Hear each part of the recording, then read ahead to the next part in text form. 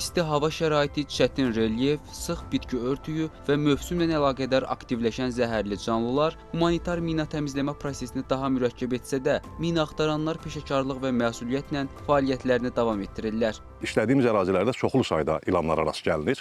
Mövsümi dəyişikliklərlə əlaqədar, havanın isinməsi ilə əlaqədar olaraq.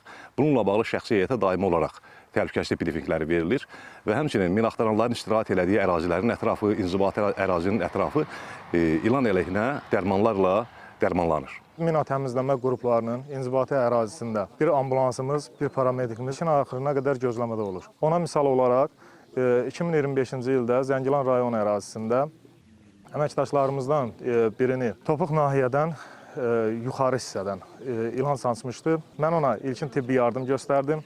Lazımı dərman preparatlarından istifadə edərək ən qısa zamanda ən yaxın məsafədə yerləşən tibb müəssisəsinə çatdırdım. Təmizlənən hər qarış torpaq insanların doğma yurdlarına təhlükəsiz qayıdışına, yaşayış məntəqələrinin bərpasına mühüm töhfə verir. Humanitar mina təmizləmə sahəsində çalışan əməkdaşların fədakar əməyi nəticəsində təhlükəli ərazilər mərhələli şəkildə təhlükəsiz həyata qaytarılır.